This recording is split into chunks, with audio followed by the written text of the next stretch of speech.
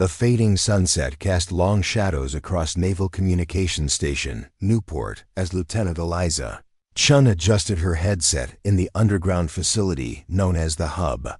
The chill of the cramped room had seeped into her bones, despite the layers of classified messages that scrolled endlessly across her screens. As the only woman in the elite cryptographic unit, she had learned to make herself essential yet unobtrusive, her voice the calm constant that guided operations from thousands of miles away.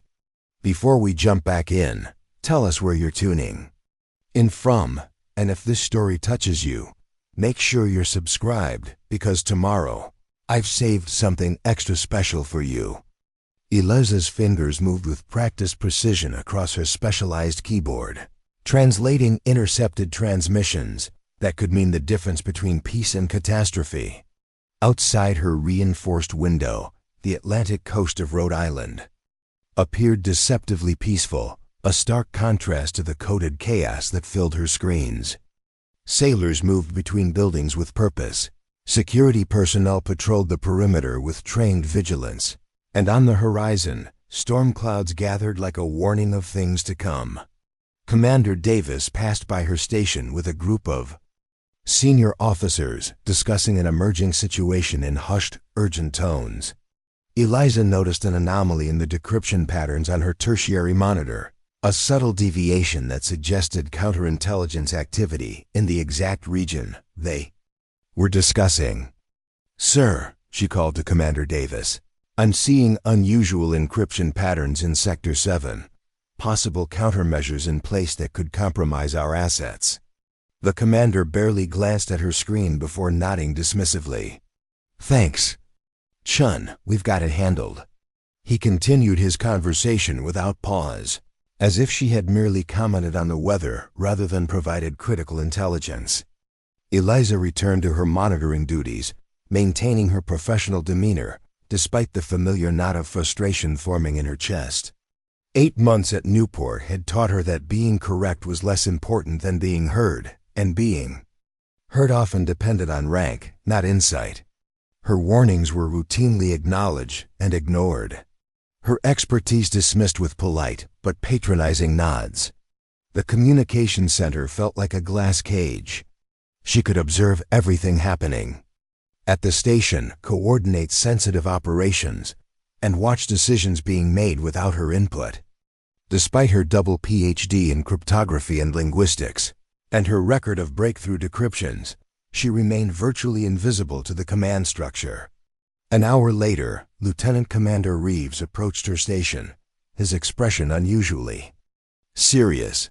Unlike most senior officers, he never treated cryptographers as mere technical support. "Chun, your warning about those Russian frequency shifts last month was spot on," he said quietly, leaning against her console. "According to the after-action report, we would have lost the entire surveillance package if we hadn't adjusted our approach." Eliza smiled slightly, appreciating the acknowledgement. "Just doing my job, sir." "Well, your job just saved a 3-year intelligence operation," Reeves replied. "Don't downplay your contributions. Your instincts are exceptional." Eliza felt a momentary flash of pride at his words. Reeves was heading a covert signals intelligence operation that evening, monitoring a suspected weapons exchange that could dramatically shift power in a volatile region. She had already memorized the encryption protocols and frequency ranges the way she did for every mission she supported. "Stay alert tonight, sir," she said as he turned to leave. "Something about those transmission patterns doesn't feel right." Reeves nodded, his expression serious but confident. "Always AM," he responded, checking his secure tablet before joining his team as they headed toward the operations center. Eliza returned to her monitoring duties, another voice in the endless stream of intelligence gathering. Competent, reliable, and largely invisible. Her afternoon continued with the familiar rhythm of decryption algorithms, pattern analysis, and coordination calls. By early evening, she had identified 3 potential security breaches in diplomatic channels, coordinated secure communications for 2 submarine patrols, and maintained constant monitoring of 7 priority intelligence targets. During her brief break, she studied the emerging encryption patterns with the same attentiveness she brought to everything. Something about the evolving signal structures made her uneasy. The algorithm was adapting faster than forecasted, and its complexity seemed to be specifically targeting the frequencies Reeves' team would be using for their operation. When she returned to her station, she sent updated encryption warnings to all field units, particularly emphasizing the concerning patterns to Reeves' team. His acknowledgement came back promptly, but communications were already showing signs of sophisticated interference that troubled her deeply. What Eliza didn't know was that this would be the last routine day of her naval career. The encryption anomalies on her screens were nothing compared to the crisis of conscience that would soon test everything she believed about duty, loyalty, and what it meant to serve with honor when the system itself was compromised. 3 hours later, Eliza's secure terminal lit up with an urgent alert. Lieutenant Commander Reeves' voice broke through, distorted by heavy electronic interference. "Newport Hub, this is Watchman. Operation compromised. Hostiles have our encryption keys. Evidence of internal breach. Requesting secure extraction." Protocol. Preparing and narrating this story took us a lot of time, so if you are enjoying it, subscribe to our channel. It means a lot to us. Now back to the story. Eliza's training kicked in instantly. She alerted command, and within minutes her small communications hub was crowded with senior officers as she worked frantically to establish a clean communication channel with Reeves' team. They were identified the moment they began surveillance. She reported quickly, mapping their coordinates on the secured display. Someone knew their exact frequency ranges and decryption protocols. According to Lieutenant Commander Reeves, this suggests a high-level security breach from within our own systems. Admiral Harrison studied the tactical display, his face grim, as Eliza continued analyzing the compromised communications. Intelligence officers confirmed unusual activity around the team's location, and the encryption patterns she had warned about earlier had evolved to completely neutralize standard security protocols. "This operation was classified Level 9, Harrison said finally, his voice tight. Only 12 people had full access to those protocols. And now they're exposed in hostile territory with compromised communications, the operations officer confirmed. We need to establish a secure extraction channel immediately." Eliza maintained her efforts to establish contact while the officers discussed options, her heart sinking as the conversation progressed into dangerous territory. Reeves' next transmission came through in fragments, each word fighting through. "Sophisticated jamming technology. Newport. Internal breach. Evidence points to senior leadership. Cannot trust standard channels." The debate among the command staff grew heated. Eliza could hear the conflict in their voices, the instinct to extract their operatives warring against the terrifying implication that someone in that very room might be responsible for the breach. "Sir," Eliza interjected during a brief lull, "if there's an internal breach at this level, we can't use any of our standard extraction protocols. They'll all be compromised." Admiral Harrison turned to her, his expression hardening. "Lieutenant Chen, you will maintain efforts to establish secure communications and keep us informed of their status. That is your job. Leave the operational decisions to those qualified to make them." Eliza felt the familiar sting of dismissal, but this time it carried potentially lethal consequences. These weren't theoretical encryption patterns being ignored. These were lives hanging in the balance, and potentially national security itself. Reeves' voice broke through again, weaker now due to the increasing signal jamming. "Newport Hub. Evidence of breach located. Files implicate. Recording sent on secondary channel. Chung will understand." The command staff huddled around the tactical display, their voices dropping to urgent whispers.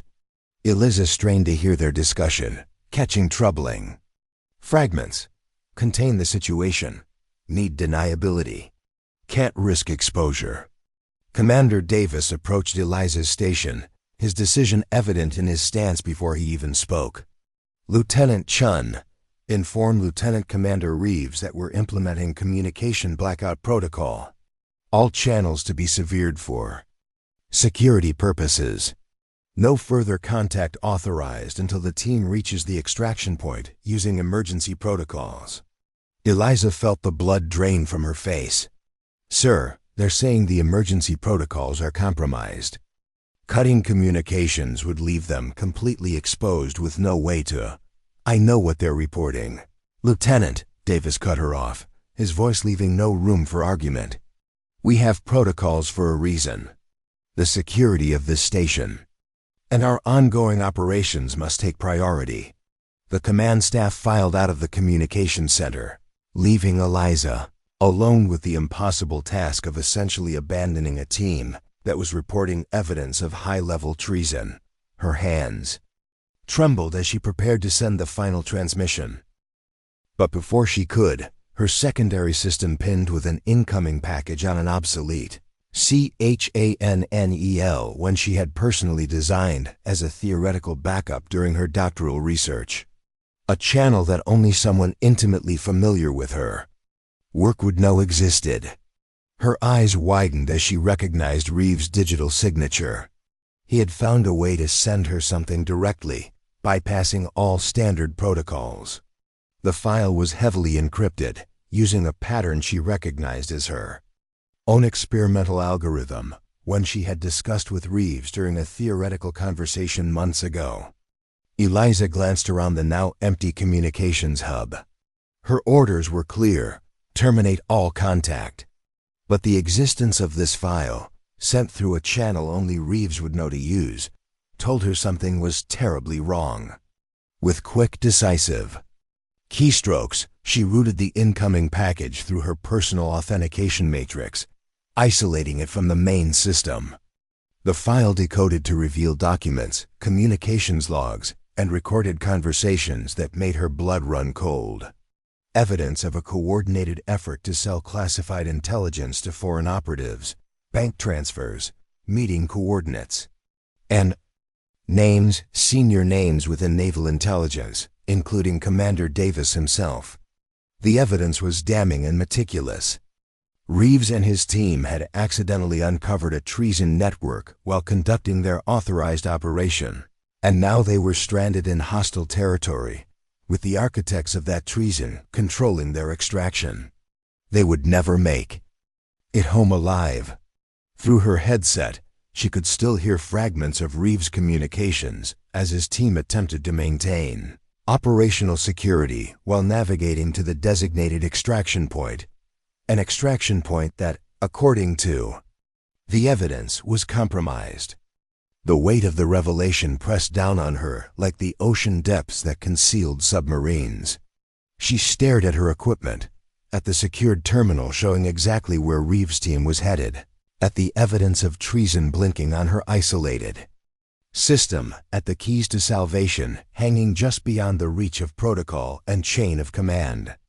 Through the window of the communications center, Eliza noticed the backup generator systems, designed to maintain communications in case of power failure or attack. Systems that, if reconfigured correctly, could establish an entirely new communications framework outside the standard protocols. The systems sat there, powerful and versatile, and completely overlooked by those who saw them merely as emergency power rather than communication potential. Eliza stared at the systems, then back at her terminal. In her mind, she could envision exactly how to create a secure channel that would bypass all standard protocols and all potential monitoring by those implicated in the evidence. Her eyes drifted to the small USB drive in her pocket, the one containing her experimental encryption algorithms that she'd been developing in her limited free time. Then to her personal tablet, standard issue but modified with her own custom security features that no one at the base had bothered to notice or question. What no one at Newport seemed to remember or care about was that before her assignment to Naval Communications, Eliza Chen had been the youngest ever recipient of the national security Agency's Cryptologic Innovation Award for developing breakthrough counter-intrusion protocols, protocols she had continued refining in her personal research. Eliza, she whispered to herself, using her first name like a lifeline to her humanity in this moment of impossible decision. The rational part of her brain screamed that she was contemplating career suicide at best, treason at worst. If she was wrong about the evidence, if she misinterpreted Reeves' intentions, if she established unauthorized communications channels. Reeves' fragmented voice broke through her headset again, fainter now. Newport. Approaching extraction. Something's wrong. Perimeter security patterns indicate trap. Eliza closed her eyes, feeling the weight of every protocol, every regulation, every chain of command that said she should disconnect and watch good officers die, officers who may have uncovered a critical threat to national security. But there was another voice, deeper and more insistent. The voice that had made her join naval intelligence in the first place. The voice that said some things mattered more than protocols. She opened her eyes and looked around the communications center. The junior technicians were focused on their assigned tasks, unaware of the drama unfolding or the evidence now secured in her isolated system. Through the window, she could see the normal rhythm of base life continuing. Officers going about their routines, unaware that treason might be walking among them, unaware that loyal operatives might be walking into a death trap. Commander Davis's words echoed in her mind. Leave the operational decisions to those qualified to make them. But who was qualified to decide that exposing treason wasn't worth the risk? Who had the right to sacrifice good officers to protect a network of traitors? Eliza's hands moved with calm precision as she began implementing her plan, a plan that would either save lives and expose treason or end her career and possibly her freedom. She inserted her personal drive into her isolated system and began creating an entirely new communication framework, one that would operate on frequencies and protocols unknown to standard naval operations. Using her credentials, she accessed the backup generator systems remotely, making subtle modifications that would allow them to serve as transmission amplifiers for her unauthorized communications. The changes would appear as routine maintenance in the logs, nothing that would trigger immediate alarms. With the framework established, she crafted a secure message to Reeves, routing it through her experimental channels. Watchman, this is Chen on Secure Channel Delta 9. Evidence received. Extraction point compromised. Command structure potentially involved. Transmitting alternate coordinates and approach vectors now. Authentication, quantum parity sequence. The last part was their private joke from a theoretical discussion. Months earlier, a phrase only Reeves would recognize as uniquely hers. She transmitted the message, then immediately began creating a secure evidence package, duplicating all the files Reeves had sent, adding her own logs of the communications and command decisions, and encrypting it with multiple redundant algorithms. If she was going to commit to this course of action, she would need to ensure the evidence survived, regardless of what happened to her or Reeves.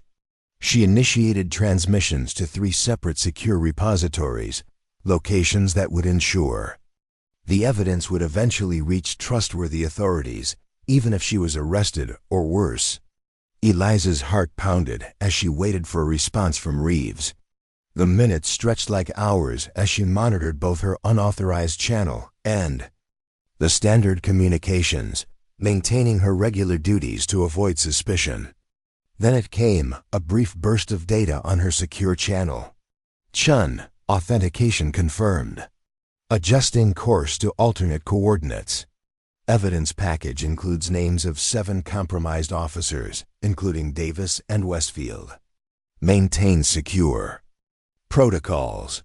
Trust no one in chain of command. Eliza felt simultaneous relief and dread. Relief that Reeves had received her warning, dread at the confirmation that the corruption reached even higher than she had feared. Admiral Westfield was second in command of the entire Atlantic Intelligence Division. The next hours were the most intense of Eliza's career. She maintained her regular duties while simultaneously coordinating Reeves' team's movements through her unauthorized channels, providing real-time intelligence on potential surveillance, and continuing to secure and transmit evidence packages. She guided them away from compromised extraction points, around security patrols that appeared too conveniently positioned, and toward a coastal location where a routine patrol boat, one not connected to the intelligence division, would be passing. All while knowing that discovery meant not just the end of her career, but potentially charges of treason herself. The irony was not lost on her, committing technical treason to expose actual treason. 4 hours into her unauthorized operation, Commander Davis returned to the communications center. Eliza maintained her composure, showing no sign of her parallel activities as she reported the lack of communications from Reeves' team following the blackout order. "They're following protocols, sir," she said, the lie coming easily when balanced against the lives at stake. "No transmissions detected on any standard channels." Davis nodded, seemingly satisfied. "Good. The situation is contained. When they reach the extraction point, we'll debrief them according to special protocols." The emphasis on special sent a chill down Eliza's spine.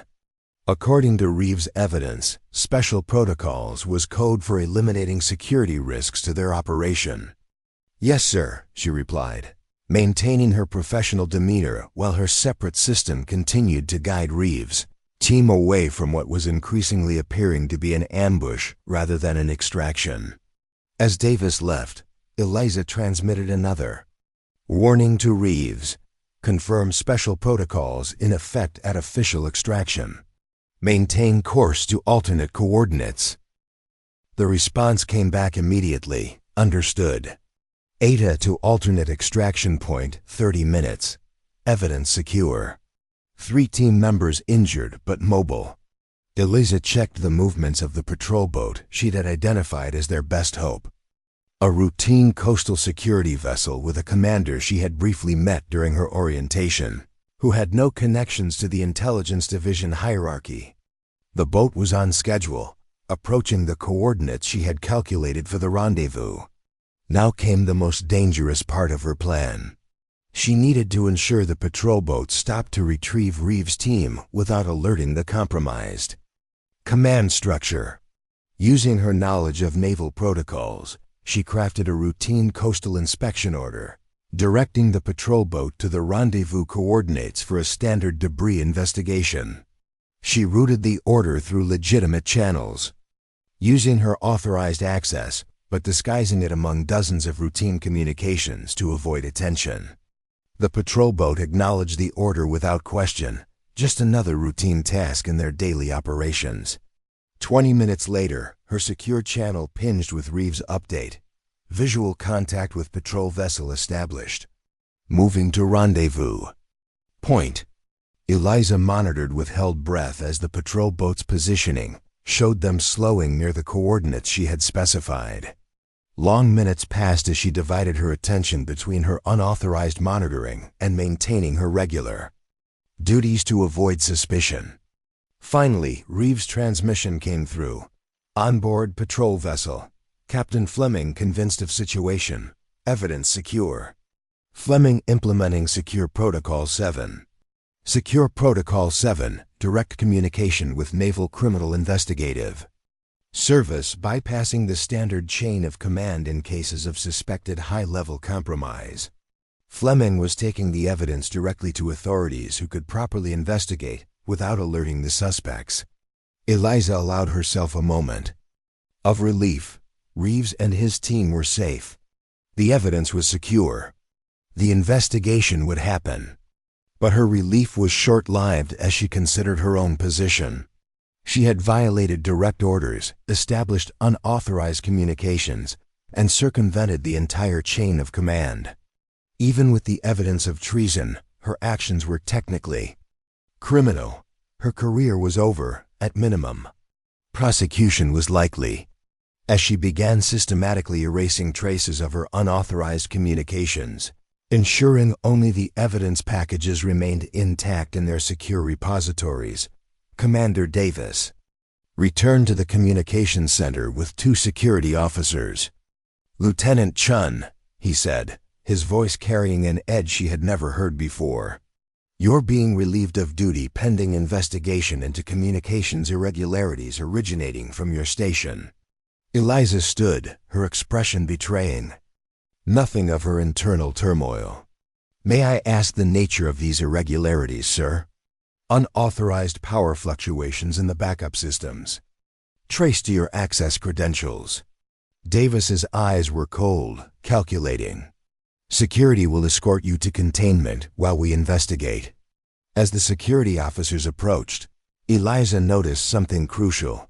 They wore the insignia of base security, not intelligence division security. They weren't Davis's men. Standard protocol for suspected communications violations. "Of course, sir," she replied calmly, surrendering her station credentials. "I'm happy to cooperate with any investigation." As she was escorted from the communications center, Eliza maintained her composed demeanor despite the uncertainty churning inside her. She had done what she believed was right, had potentially saved lives and exposed treason, but the cost might be everything she had worked for. The security officers led her not to the standard containment facilities, but to a secure conference room where, to her shock, Captain Fleming waited alongside 2 stern-faced NCIS agents. "Lieutenant Chen," Fleming said formally, "these agents would like to ask you some questions about the evidence brought to my attention by Lieutenant Commander Reeves." Eliza straightened, meeting their gaze directly. "I'll tell you everything I know." What followed was 6 hours of intense debriefing, as Eliza detailed every step of her unauthorized actions, the evidence she had discovered, and the reasoning behind her decisions. She held nothing back, accepting full responsibility for violating protocols while explaining why she believed it had been necessary. As she finished her account, one of the NCIS agents, Special Agent Lawson, studied her with a penetrating gaze. "You understand that regardless of your intentions, you violated multiple regulations and potentially compromised security protocols." "Yes, sir," Eliza replied without hesitation. "I made that choice knowing the consequences." Lawson exchanged glances with his colleague before continuing. "You should also know that based on the evidence provided by Lieutenant Commander Reeves, we've detained Commander Davis, Admiral Westfield, and 5 other officers. Preliminary investigation corroborates the evidence of treason." Eliza absorbed this information, relief warring with the continued uncertainty of her own fate. "As for your actions," Lawson continued, "that will require further review by higher authorities. For now, you'll remain under restricted status but not under arrest. Captain Fleming has agreed to take responsibility for your supervision until the investigation concludes." Fleming nodded gravely. "The lieutenant will remain on base under my authority." As the debriefing concluded, Eliza was escorted to temporary quarters, her access credentials revoked, her career hanging in limbo as investigations proceeded on multiple fronts. She had saved lives and exposed treason, but the cost remained to be determined. The next 3 weeks passed in a strange limbo of restricted movement and continued debriefings. Eliza provided technical expertise to the investigation, helping NCIS agents understand the encryption methods used by the treason network and the evidence trail she had helped secure. From fragments of information she gathered during these sessions, she learned that the network had been selling classified intelligence to multiple foreign entities for years, compromising operations and endangering countless lives. Reeves and his team had stumbled onto the operation by accident, becoming an immediate threat that needed to be eliminated. Her unauthorized actions had not only saved Reeves and his team, but had broken open one of the most significant treason cases in recent naval history. On the 23rd day of her restricted status, Eliza was summoned to a secure conference room where Admiral Jackson, head of naval intelligence for the entire East Coast, waited alongside the NCIS directors and several officers she didn't recognize. She entered at attention, prepared for whatever judgment awaited her. Admiral Jackson studied her for a long moment before speaking. "Lieutenant Chen, the investigation into the treason network you helped expose has been completed. 7 senior officers have been charged and will face court-martial. The damage they caused was significant, but would have been catastrophic if allowed to continue."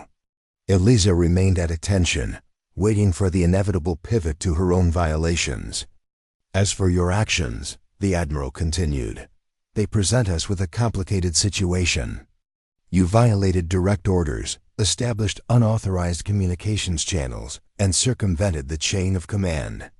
"Yes, sir," she acknowledged quietly. "You also demonstrated exceptional judgment, technical brilliance, and moral courage." "Under extraordinary circumstances," Jackson continued, his tone shifting, "the review board has considered both aspects of your conduct extensively." He nodded to an aide who handed Eliza a sealed folder. "These are your new orders, Lieutenant Commander Chen." Eliza blinked in surprise at the promotion. "You're being reassigned to a new division within Naval Intelligence, one specifically tasked with identifying and preventing internal security breaches. Your unique approach to the situation with Commander Davis demonstrated exactly the kind of thinking we need." The Admiral's expression remained serious. "To be clear, this isn't standard procedure.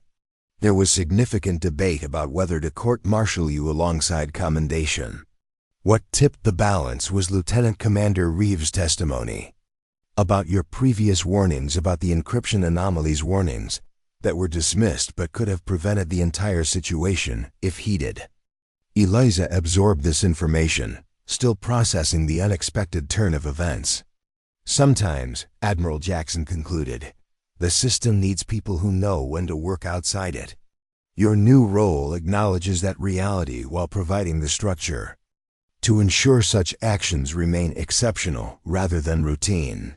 6 months later, Lieutenant Commander Eliza Chen stood before a classroom of communication specialists and intelligence officers, her new insignia still feeling strange on her uniform. "Communication is not just about transmitting messages," she told them, her voice carrying the weight of experience. "It's about understanding when the system itself has been compromised, and having the courage to create new channels when necessary." Her new division, Internal Communications, Integrity, operated with unique protocols and exceptional autonomy within strict ethical boundaries. Her team was responsible for developing systems to identify potential compromise within Naval Intelligence's own communication structures, and protocols for responding when standard channels couldn't be trusted. After the training session, Lieutenant Commander Reeves, now assigned as her deputy, joined her as they walked across the base. "The new recruits can't stop talking about you," he said with a slight smile. "You've become something of a legend."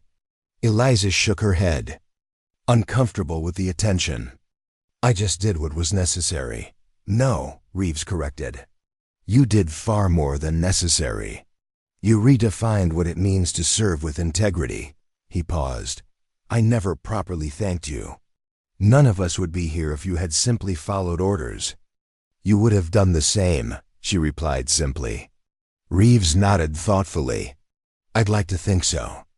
The following morning, Eliza was introducing herself to a new group of officers selected for specialized training in counterintelligence communications when Admiral Jackson appeared at the door of the classroom.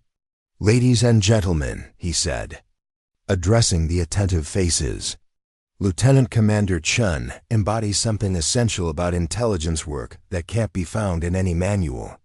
When communications are compromised, when the standard channels fail, when the system itself is under threat, that's when true communication requires more than technology.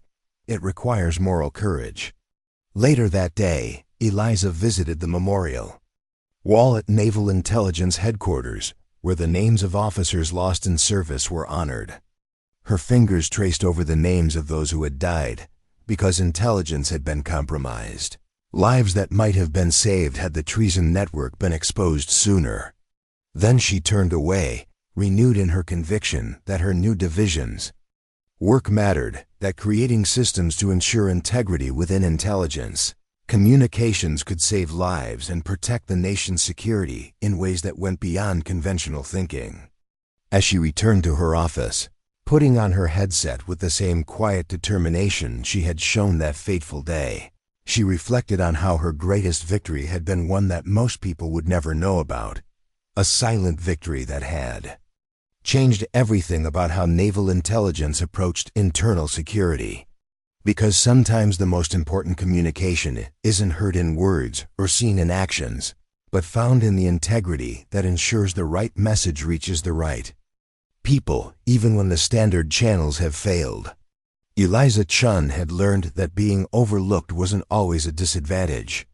Sometimes it was exactly what you needed to see the truth that others missed, and to become the silent guardian of communication when it mattered most.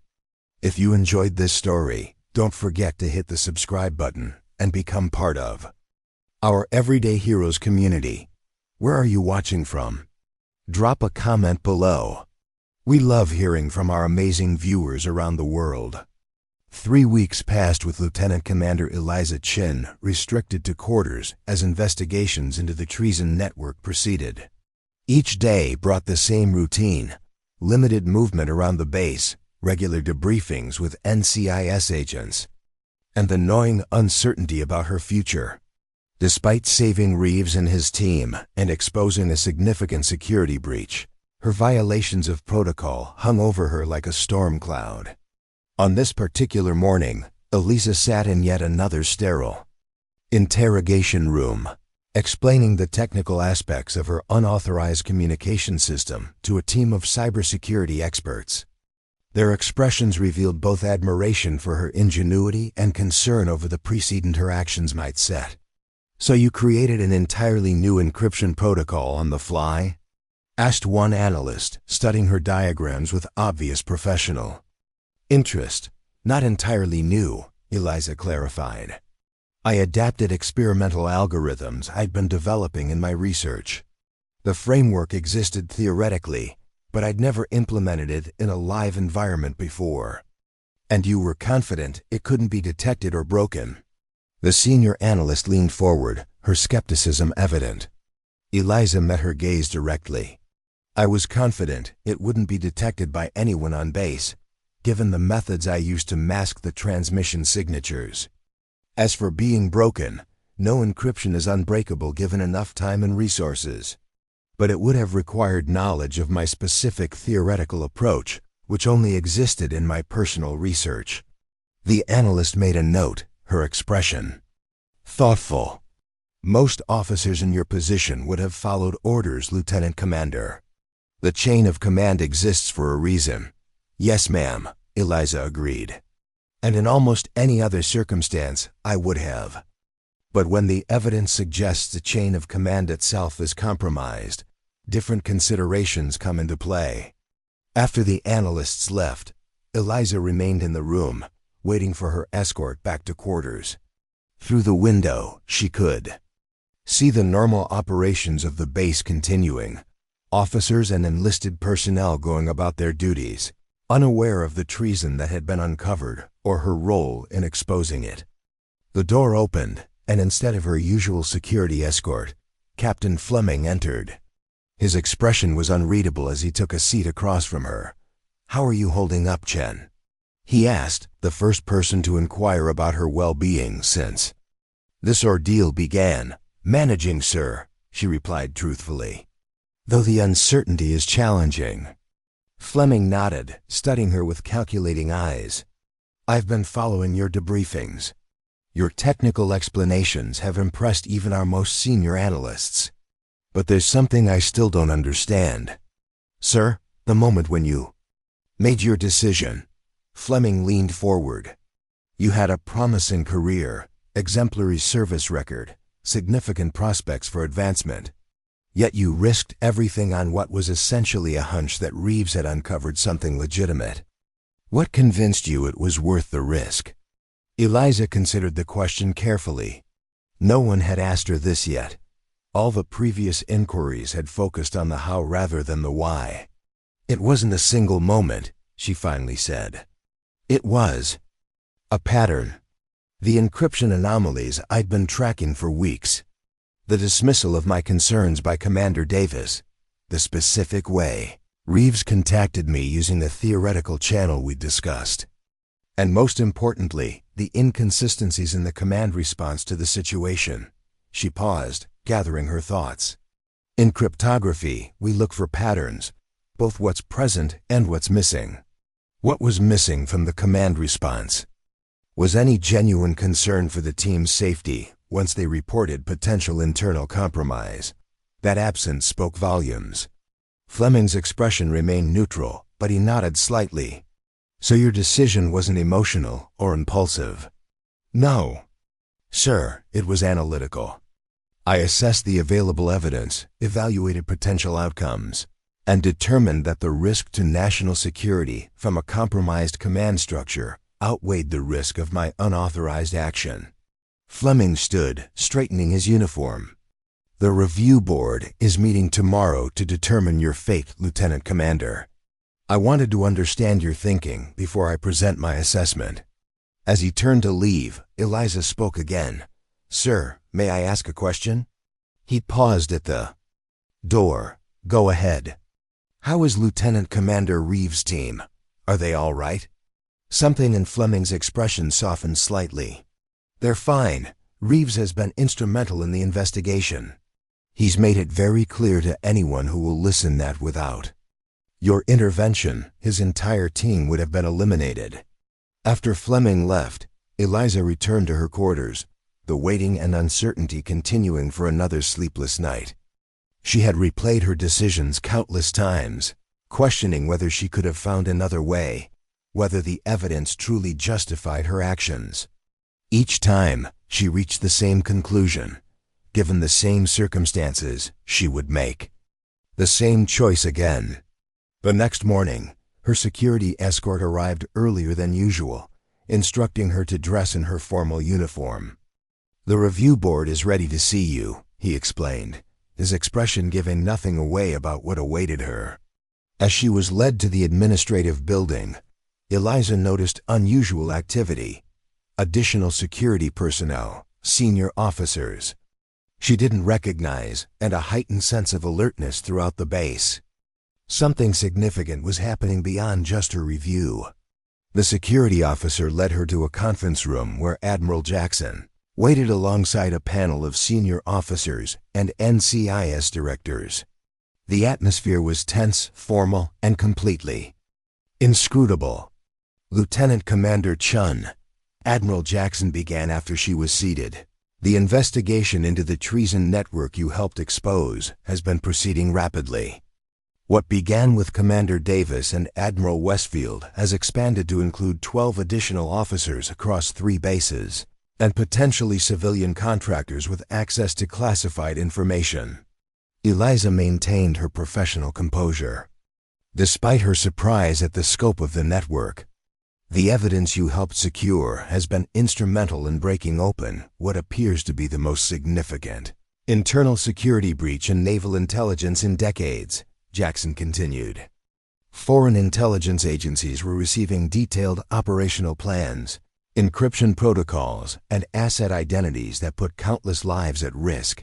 He slid a folder across the table. This morning, we intercepted communications suggesting the remaining members of the network are attempting to eliminate witnesses and evidence, including you. Eliza had been quiet during this exchange, studying the latest communication data with intense focus. There's something else, she finally said, drawing everyone's attention. The communication patterns changed dramatically 6 hours before Officer Mercer's death. There was an unusual burst of activity, followed by complete silence from his node in the network. Meaning? Lawson prompted. Meaning his death wasn't a sudden decision. It was planned, coordinated, and executed with precision.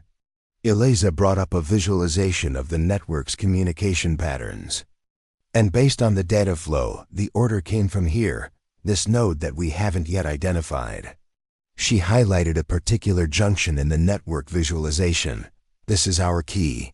Whoever operates this node issued the order and has the authority to command a cleanup operation. This is likely our architect or someone very close to them. This revelation accelerated the task force's efforts. Over the next several days, they focused all resources on identifying the mysterious communication node, with Eliza working nearly around the clock to refine her analysis. The breakthrough came unexpectedly during a routine review of personnel. Records of everyone with access to the specific systems the network had exploited.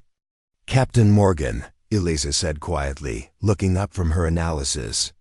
"Communications Systems Integration Director at Pentagon Naval Operations." Reeves looked up sharply. "Morgan, are you certain?" "The communication signatures matches access patterns perfectly," Eliza explained, displaying her analysis. "And his position would give him ideal oversight of the entire naval communications infrastructure while maintaining sufficient distance from operational intelligence to avoid direct suspicion." Lawson immediately began coordination with Pentagon security for surveillance of Morgan.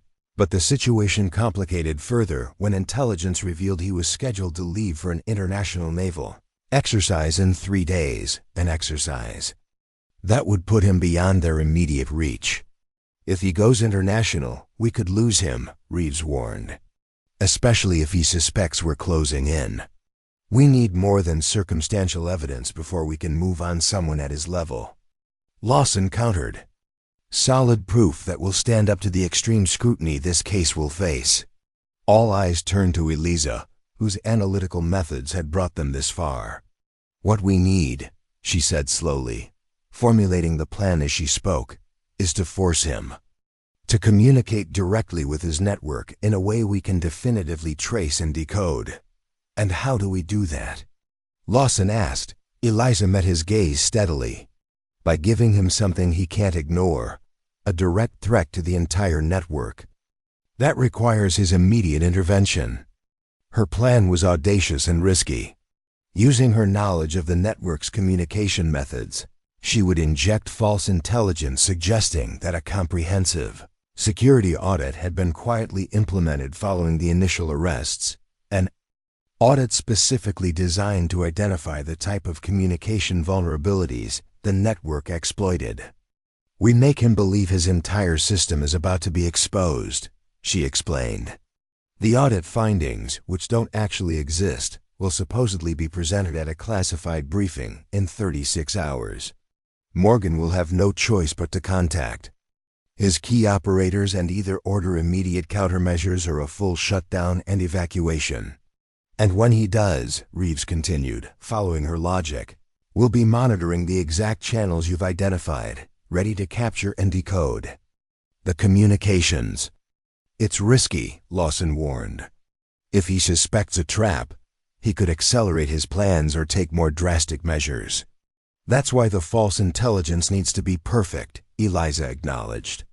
"It needs to appear as an incidental discovery rather than a targeted investigation, something routine that stumbled onto their methods by chance." After intense debate, the plan was approved. Eliza spent the next 12 hours crafting the perfect false intelligence package, incorporating enough technical detail to be convincing while carefully avoiding any indication that Morgan himself was under suspicion. The bait was planted through a carefully orchestrated series of seemingly unrelated communications, routine reports, standard security updates, and interdepartmental memos that collectively conveyed the false narrative they had constructed. Then came the hardest part, waiting. The task force established continuous monitoring of all potential communication channels, with Eliza personally overseeing the detection algorithms she had developed. Hours passed with no unusual activity, tension building as they approached the deadline they had created for the fictional security briefing. 29 hours after planting the false intelligence, their patience was rewarded. Eliza's system detected a burst of encrypted communications originating from Morgan's secure terminal. Communications that followed exactly the pattern she had identified as the network's methodology. "He's activated emergency protocols," she announced, fingers flying across her keyboard as she implemented the specialized decryption algorithms she had prepared. Multiple transmissions to at least 7 separate nodes in the network. The task force watched in tense silence as her program worked to decode the intercepted communications. Gradually, the messages became clear on her screen.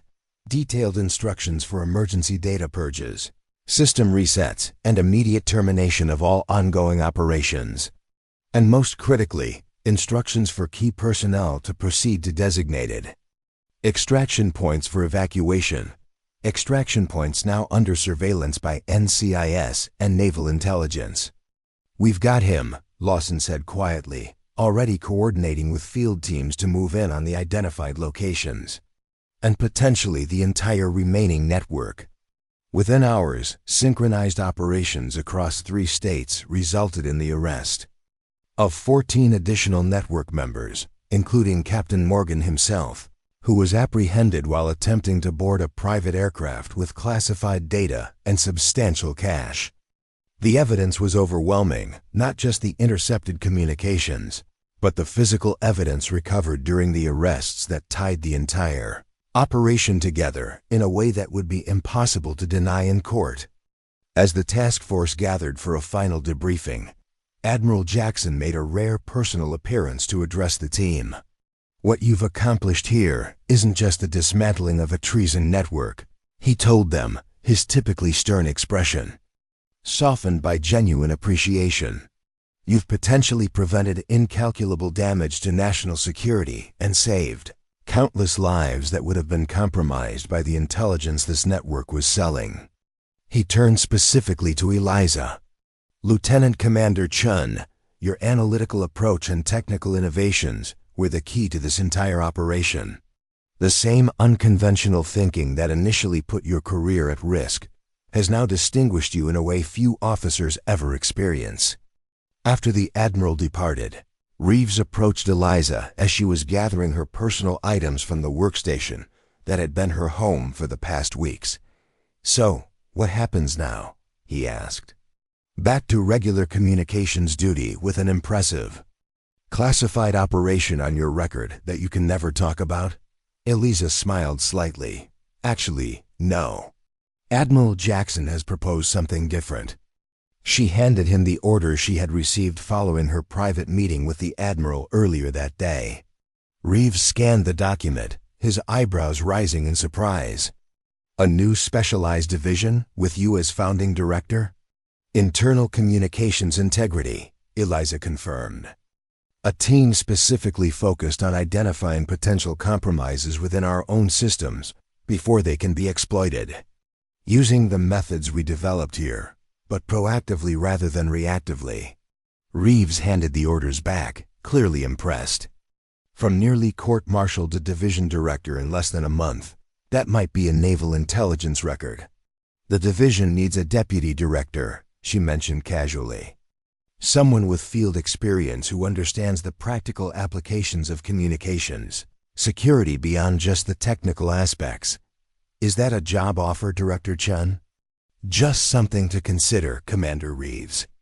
As they left the secure facility together, stepping into the sunlight of a clear day, Eliza felt a profound sense of closure and new beginning simultaneously.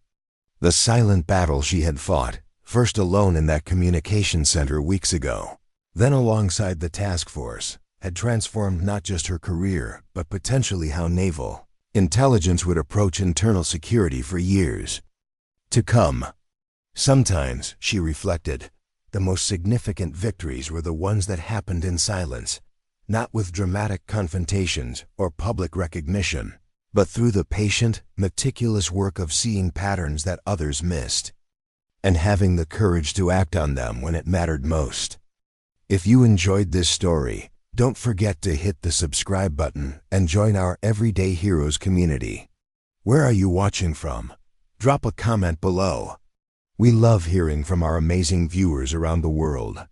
18 months had passed since the formation of the Internal Communications Integrity Division, and Lieutenant Commander Eliza Chen's office reflected the evolution of her role.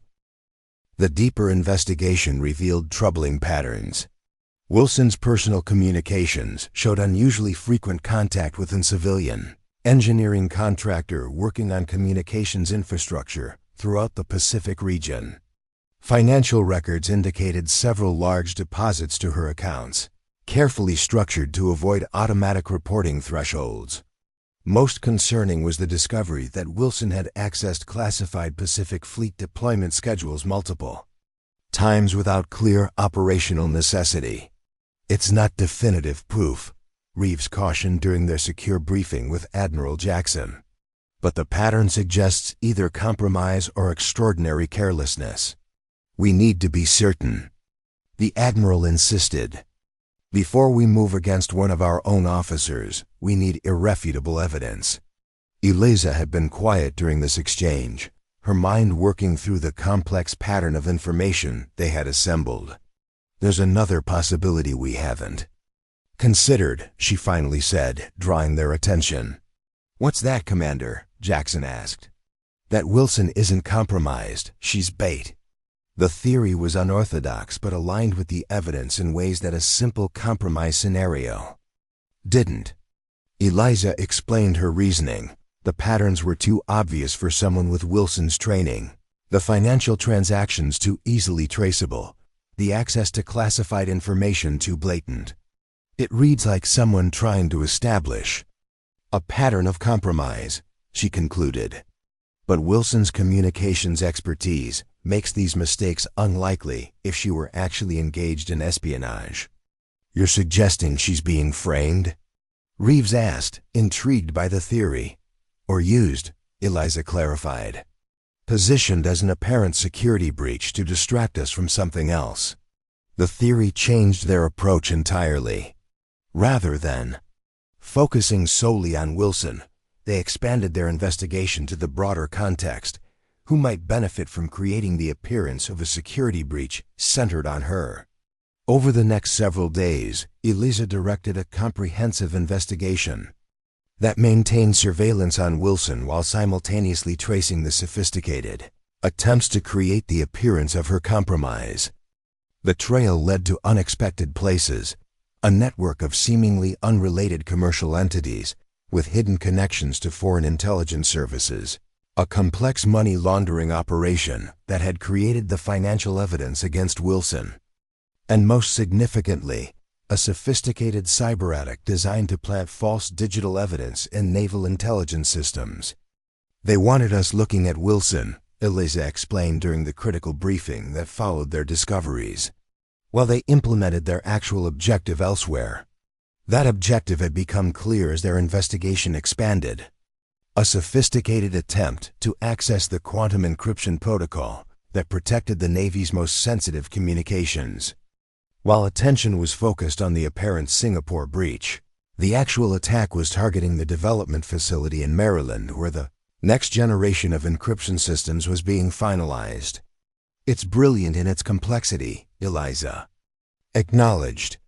"Create a visible security concern in Singapore to draw resources and attention, while simultaneously executing the real operation on the opposite side of the world." With the true nature of the threat identified, Eliza's team shifted to countermeasures, not just stopping the immediate attack, but using it to feed false information back to the originators, creating an opportunity to trace the operation to its source. "We don't just want to stop this attempt," she explained to her team. "We want to identify who's behind it and neutralize their entire operation."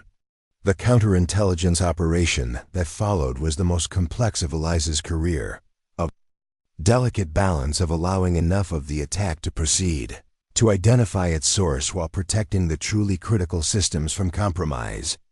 Using her unique understanding of communication patterns, Eliza designed a deception framework that appeared to give the attackers access to valuable data while actually containing them in a sophisticated simulation environment where every move they made revealed more about their identity and methodology. For 3 tense days, the operation continued, with Eliza personally monitoring the attackers' movements through her simulated environment, gradually building a comprehensive picture of their organization and objectives. When they finally sprung the trap, the results exceeded their expectations. Not only did they identify the immediate operators, a sophisticated cyber team working for a foreign intelligence service, but they uncovered connections to 3 previously unidentified intelligence operations targeting different aspects of naval security. "This is significantly bigger than we initially estimated," Eliza reported to Admiral Jackson in the aftermath. "What began as an apparent attempt to compromise a single officer was actually part of a coordinated campaign against multiple aspects of our communication security." The Admiral studied the evidence with a grave expression. "And Lieutenant Wilson? Was she completely uninvolved?" "Completely uninvolved and unaware," Eliza confirmed. "They selected her because of her access level and recent transfer, which made unusual patterns in her behavior harder to distinguish from normal adjustment to a new position." The resolution of the crisis brought significant recognition to Eliza's division.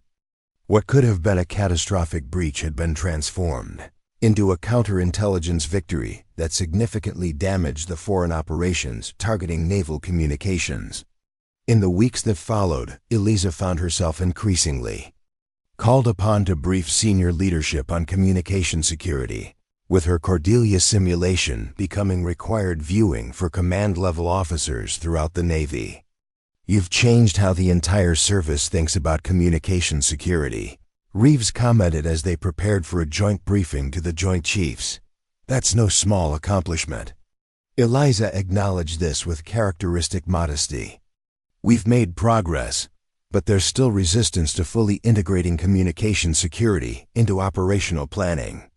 Too many still see it as a technical detail rather than a strategic imperative." "That's changing, largely because of you," Reeves insisted.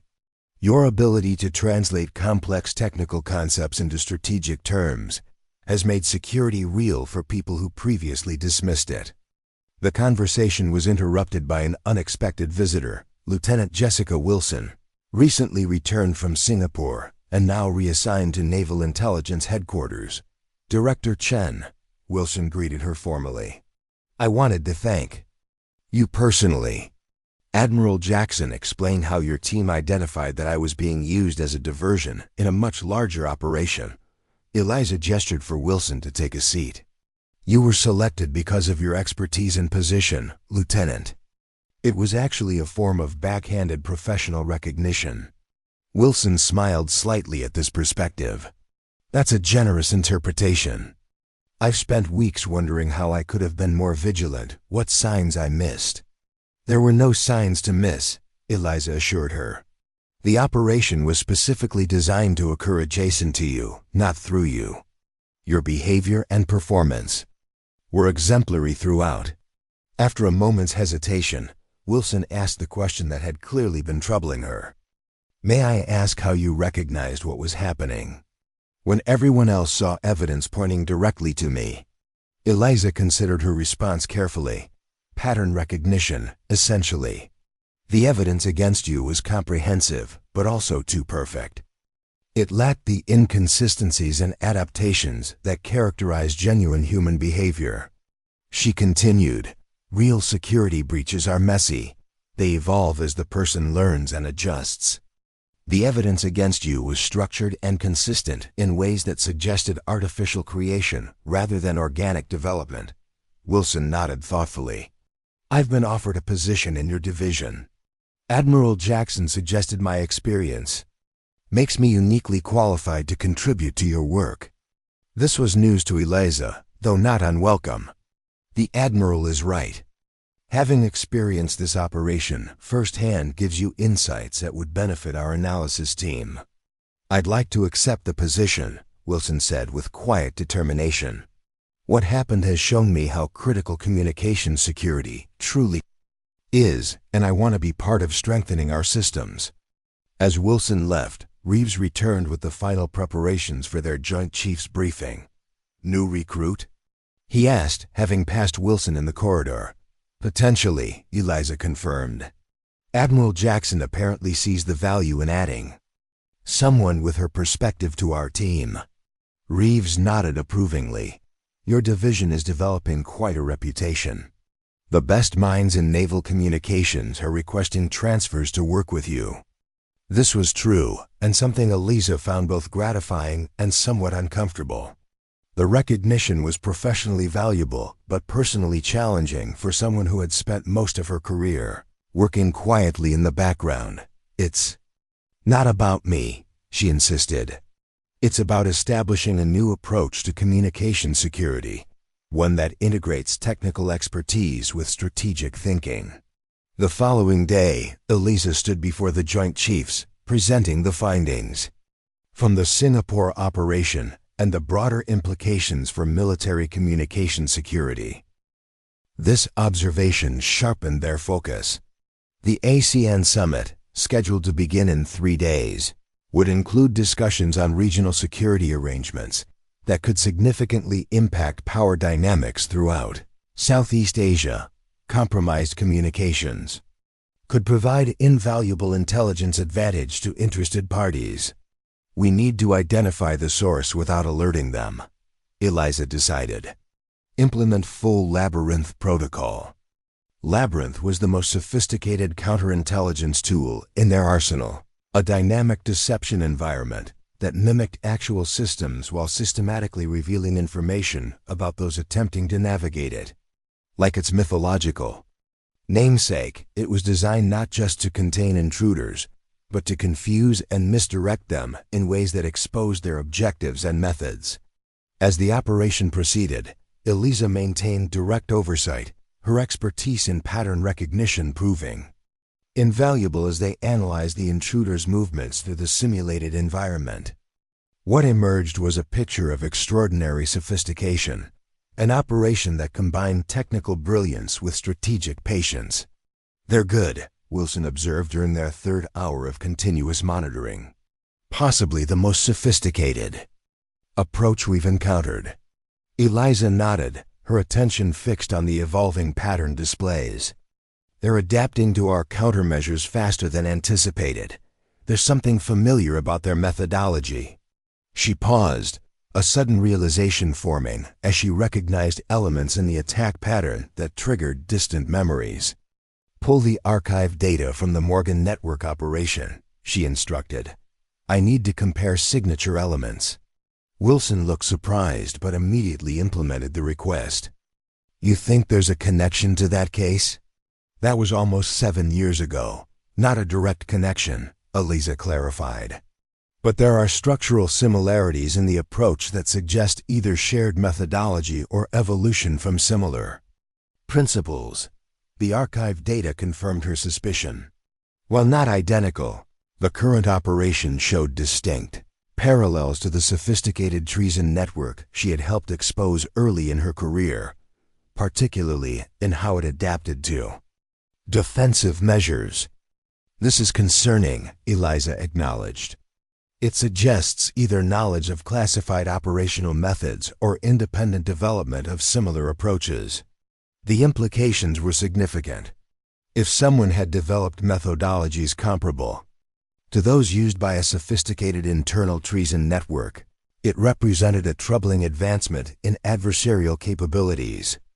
As they continued monitoring the intruder's movements through their deception environment, Eliza directed incremental adjustments to the Labyrinth protocol, subtle modifications, designed to elicit specific responses that might further reveal the operator's identity and objectives.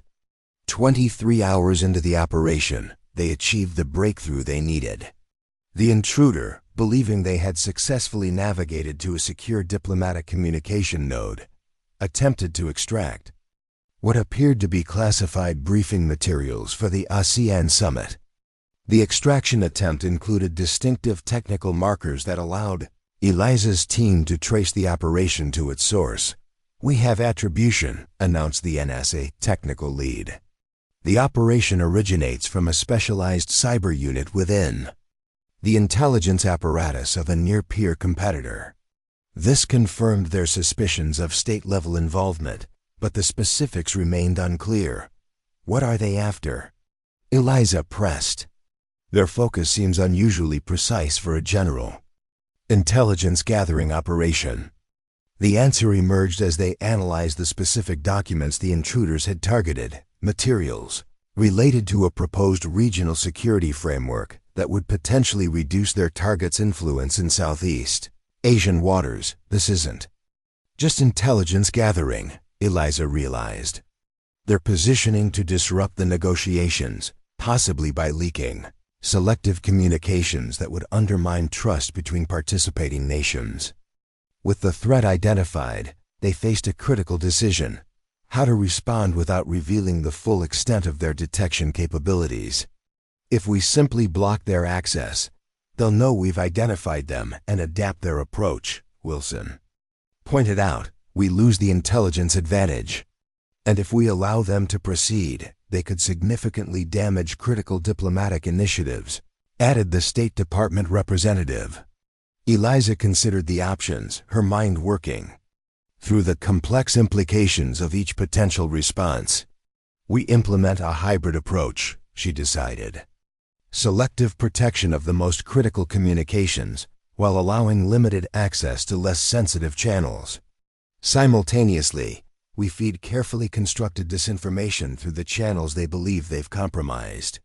This strategy would protect the essential diplomatic process, while creating the illusion of successful intelligence gathering for the adversary, potentially influencing their strategic calculations based on false information.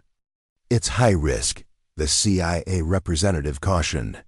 If they detect the deception, it could escalate tensions significantly. Which is why the disinformation needs to be exceptionally credible, Eliza acknowledged. Not obvious falsehoods, but subtle modifications to actual positions that will lead them to miscalculate in ways we can anticipate and counter. The operation that followed was among the most complex Eliza had ever directed, a delicate balance of protection, deception, and counterintelligence that required unprecedented coordination across multiple agencies and diplomatic missions. For the next 72 hours, she worked almost continuously, personally designing the architecture of the deception and overseeing its implementation across diplomatic channels worldwide. The operation demanded not just technical expertise, but deep understanding of the diplomatic and strategic context, ensuring the disinformation was precisely calibrated to influence adversary calculations without creating unmanageable diplomatic complications. As the ASEAN summit began, their efforts bore fruit. The adversary, believing they had successfully compromised key diplomatic communications, adjusted their negotiating position based on the disinformation they had been fed, creating an unexpected opening for regional security arrangements that actually strengthened the position of the United States and its allies. They've completely misread the alignment of regional interests, observed the State Department liaison during their secure briefing. Their delegates are arguing against provisions that don't actually exist while ignoring the real framework being established, and they're unable to effectively counter proposals they didn't anticipate because they believed our disinformation about negotiating positions, added the intelligence analyst. The success of the operation extended beyond the immediate diplomatic victory. By allowing the adversary to believe their intelligence operation had been partially successful, they had gained valuable insights into their methodologies and objectives, without revealing the full extent of their detection capabilities. As the immediate crisis resolved, Eliza finally allowed herself a brief respite, returning to her Pentagon office after nearly 4 days of continuous operation. She found Admiral Jackson waiting for her, now the vice chairman of the Joint Chiefs and still a steadfast supporter of her work. "Remarkable work, Captain," he said as she entered. "The diplomatic team reports the summit is proceeding better than anticipated, largely thanks to your operation." Eliza accepted the compliment with professional modesty. "It was a multi-agency effort, sir. My team just provided the technical framework. Don't downplay your contribution, Jackson insisted. Your approach to this situation was unique. Not just protecting our communications, but turning their intelligence operation into a strategic advantage. That's the kind of thinking that changes outcomes. He paused, studying her with thoughtful consideration. Which is why I'm here. The President has taken personal interest in your work, particularly after this operation. There's a new position being created, National Director of Communications Integrity, reporting directly to the National Security Council. Eliza absorbed this information, immediately recognizing the significance. That would elevate communication security to unprecedented strategic importance. Exactly, Jackson confirmed. Moving it from a technical support function to a core element of national security strategy, which is precisely what your work has demonstrated it should be. The implication was clear even before he continued. The President wants you for the position, Eliza. You've earned this through years of innovation and proven results. The offer was monumental, representing not just personal advancement, but the institutional recognition of everything she had been advocating throughout her career. Communication security would no longer be an afterthought, but a central pillar of national security strategy.